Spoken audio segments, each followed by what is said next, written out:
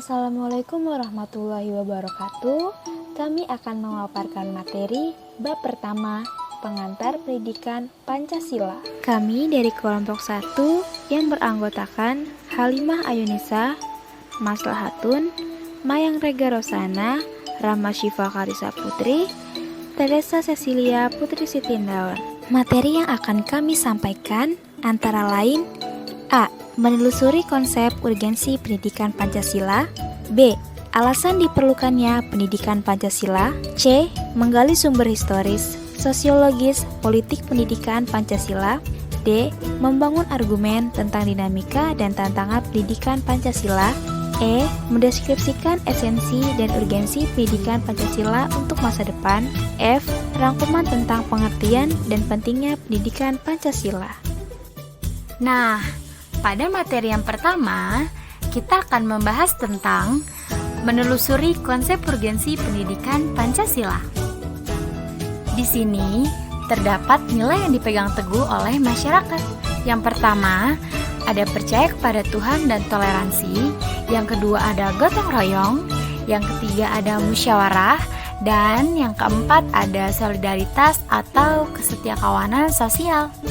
Nah, di sini terdapat berbagai permasalahan di Indonesia yang menunjukkan pentingnya pendidikan Pancasila. Yang pertama, ada kesadaran perpajakan. Yang kedua, ada korupsi. Yang ketiga, ada lingkungan. Yang keempat, ada desintegrasi bangsa. Yang kelima, ada narkoba. Yang keenam, ada penegakan hukum yang berkeadilan. Yang ketujuh, ada dekadensi moral. Dan yang kedelapan, ada terorisme. Urgensi pendidikan Pancasila di perguruan tinggi. Yang pertama, agar mahasiswa tidak tercabut dari akar budayanya sendiri. Yang kedua, agar mahasiswa memiliki pedoman atau kaidah penuntun dalam berpikir dan bertindak dalam kehidupan sehari-hari dengan berlandaskan nilai-nilai Pancasila. Yang ketiga, dapat memperkokoh jiwa kebangsaan mahasiswa sehingga menjadi dorongan pokok atau leitmotif dan bintang penunjuk jalan. Kemudian, yang keempat, agar tidak terpengaruh oleh paham-paham asing yang negatif. Dan yang terakhir, sebagai pembentuk civic disposition yang dapat menjadi landasan untuk pengembangan civic knowledge dan civic skills mahasiswa. Baik, saya akan menjelaskan mengapa diperlukannya pendidikan Pancasila. Mungkin banyak dari kita, dari masyarakat Indonesia berpikir mengapa pendidikan Pancasila itu harus ada di dalam perguruan tinggi.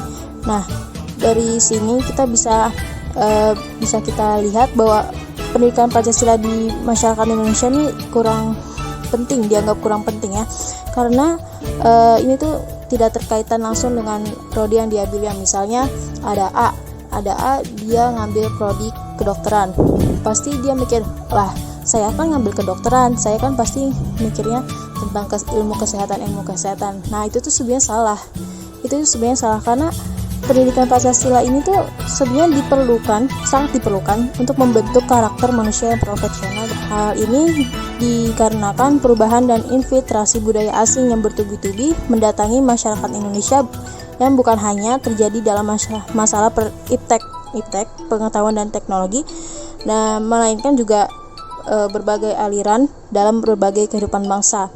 Misalnya cara berpikir, cara berpenampilan. Nah, jadi oleh karena itu pendidikan Pancasila itu diselenggarakan agar masyarakat tidak tercerabut dari tidak lepas dari akar budaya yang menjadi identitas suatu bangsa dan sekaligus menjadi pembeda antara satu bangsa dengan bangsa yang lainnya.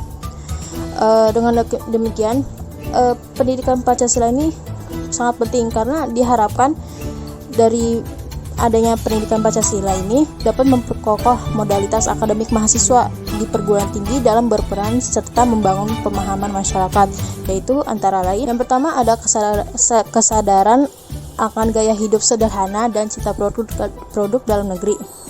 Yang kedua, adanya kesadaran pentingnya kelangsungan hidup generasi yang akan mendatang. Lalu yang ketiga, ada kesadaran akan pentingnya semangat persatuan dan kesatuan atau solidaritas nasional. Yang keempat, ada kesadaran akan pentingnya norma-norma dalam pergaulan. Yang kelima, ada kesadaran akan pentingnya kesehatan mental bangsa. Yang keenam, ada kesadaran tentang pentingnya penegakan hukum di Indonesia. Lalu yang terakhir atau yang ketujuh, menanamkan pentingnya kesadaran terhadap ideologi Pancasila. Pendidikan Pancasila di perguruan tinggi ini sebenarnya ada tujuan spesifiknya, yaitu yang pertama, untuk memperkuat Pancasila sebagai dasar falsafah negara dan ideologi bangsa melalui revitalisasi nilai-nilai dasar Pancasila sebagai norma dasar kehidupan bermasyarakat, berbangsa, dan bernegara. Lalu yang kedua, ada memberikan pemahaman dan penghayatan atas jiwa dan nilai-nilai dasar Pancasila kepada mahasiswa perguruan tinggi terutama sebagai warga negara Republik Indonesia dan membimbing untuk dapat menerapkannya dalam kehidupan bermasyarakat, berbangsa, dan bernegara. Lalu yang ketiga, ada mempersiapkan mahasiswa agar mampu menganalisis dan mencari solusi terhadap berbagai persoalan kehidupan bermasyarakat, bernegara, berbangsa, dan melalui sistem pemikiran yang berdasarkan dengan nilai-nilai Pancasila dan Undang-Undang Dasar Negara Republik Indonesia tahun 1945. Lalu yang terakhir atau yang keempat, dapat membentuk sikap mental mahasiswa yang mampu mengapresiasi nilai-nilai ketuhanan, kemanusiaan, kecintaan pada tanah air, dan kesatuan bangsa, serta penguatan masyarakat madani yang demokratis, berkeadilan, dan bermartabat, berlandaskan Pancasila untuk mampu berinteraksi dengan dinamika internal dan eksternal masyarakat bangsa Indonesia. Nah, selanjutnya sebenarnya penyelenggaraan pendidikan Pancasila sebagai mata kuliah di perguruan tinggi ini sudah dijelaskan atau ditegaskan di dalam Surat Edaran Direktorat Jenderal Pendidikan Tinggi nomor 914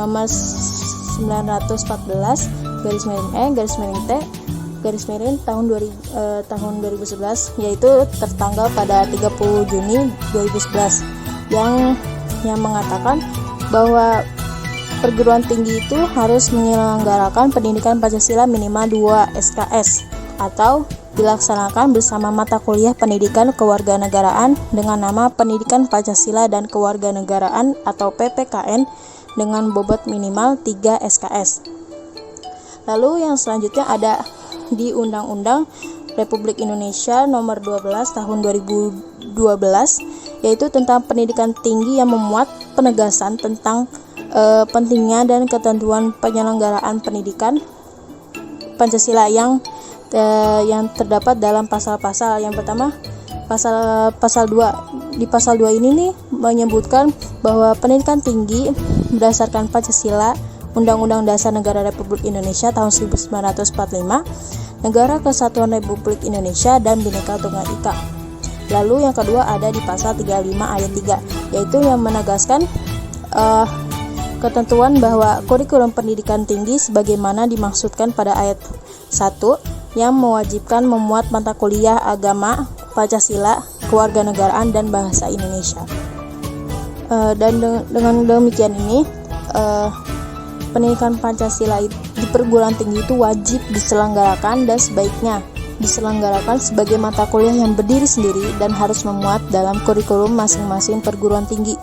Nah, dengan ini keberadaan mata kuliah pendidikan Pancasila merupakan kehendak negara, bukan kehendak perseorangan maupun golongan, demi terwujudnya tujuan negara. Pada materi ketiga, kita akan membahas tentang menggali sumber historis, sosiologis, politik pendidikan Pancasila. Yang pertama, ada sumber historis. Sumber historis penting guna mewujudkan kejayaan bangsa di kemudian hari. Yang kedua, ada sumber sosiologis. Nah, sumber sosiologis ini adalah sumber yang mempelajari ilmu kehidupan manusia. Yang ketiga, ada sumber yuridis. Sumber yuridis berupa Pancasila atau dasar negara. Sumber yuridis ini adalah sumber hukum dan landasan dalam menyelenggarakan negara hukum. Yang keempat, ada sumber politik. Sumber politik adalah sumber yang menemukan nilai-nilai ideal atau nilai yang menjadi penuntun dalam konsep politik yang sesuai dengan nilai-nilai Pancasila. Membangun argumen tentang dinamika dan tantangan pendidikan Pancasila. Dinamika pendidikan Pancasila terbagi menjadi dua bagian, yaitu Dekret Presiden 5 Juli 1959 dan Ketetapan MPR RI nomor 2/MPR tahun 1978. Keberadaan mata kuliah Pancasila semakin kokoh dengan berlakunya Undang-Undang Republik Indonesia Nomor 2 Tahun 1989 tentang Sistem Pendidikan Nasional, yang pada pasal 39 ditentukan bahwa kurikulum pendidikan tinggi harus memuat mata kuliah pendidikan Pancasila. Selain itu, pada pasal 13 ayat 2 Peraturan Pemerintah Republik Indonesia Nomor 60 Tahun 1999 tentang Pendidikan Tinggi, pasal 1 SK Dirjen Dikti Nomor 467/Dikti/Kep/tahun 1999. Dinamika pendidikan Pancasila pada tahun 2000 yang pertama ada SK Dirjen Dikti nomor 232/U/tahun 2000. Yang kedua, SK Dirjen Dikti nomor 265/U/tahun 2000. Yang ketiga, SK Dirjen Dikti nomor 38/U/tahun 2000.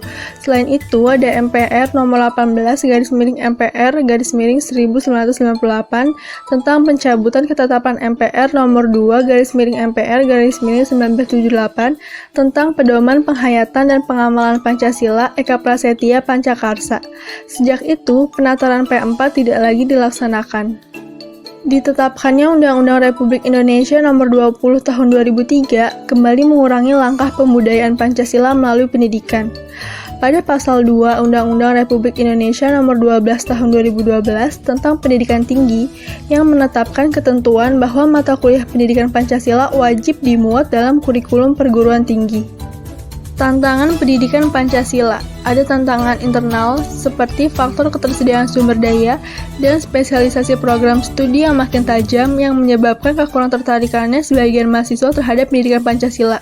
Selanjutnya ada tantangan eksternal seperti krisis keteladanan dari para elit politik dan maraknya gaya hidup hedonistik di dalam masyarakat. Pada materi yang kelima ini akan membahas tentang mendeskripsikan esensi dan urgensi pendidikan Pancasila untuk masa depan. Ditjen Dikti mengembangkan esensi materi pendidikan Pancasila yang meliputi yang pertama, pengantar perkuliahan pendidikan Pancasila. Yang kedua, Pancasila dalam kajian sejarah bangsa Indonesia. Yang ketiga, Pancasila sebagai dasar negara. Yang keempat, Pancasila sebagai ideologi negara. Yang kelima, Pancasila sebagai sistem filsafat. Yang keenam, Pancasila sebagai sistem etika. Dan yang terakhir, Pancasila sebagai dasar nilai pengembangan ilmu. Urgensi pendidikan Pancasila bagi suatu program studi. Berkaitan dengan tugas menyusun atau membentuk peraturan perundang-undangan. Berdasarkan materi yang sudah dipaparkan sebelumnya, kita dapat menyimpulkan bahwa mata kuliah Pancasila merupakan proses pembelajaran dengan menggunakan pendekatan student-centered learning untuk mengembangkan knowledge, attitude, dan skill mahasiswa sebagai calon pemimpin bangsa dalam membangun jiwa profesionalitasnya sesuai dengan program studinya masing-masing, dengan menjadikan nilai-nilai Pancasila sebagai kaidah penuntun atau guiding principle sehingga menjadi warga negara yang baik, good citizenship. Urgensi pendidikan Pancasila yaitu dapat memperkokoh jiwa kebangsaan mahasiswa sehingga menjadi dorongan pokok dan bintang penunjuk jalan bagi calon pemegang tongkat estafet kepemimpinan bangsa di berbagai bidang dan tingkatan. Selain itu, agar calon pemegang tongkat estafet kepemimpinan bangsa tidak mudah terpengaruh oleh paham-paham asing yang dapat mendorong untuk tidak dijalankannya nilai-nilai Pancasila. Sekian dari kami. Apabila ada kekurangan dan kesalahan dalam pemaparan, kami mohon maaf. Terima kasih. Wassalamualaikum warahmatullahi wabarakatuh.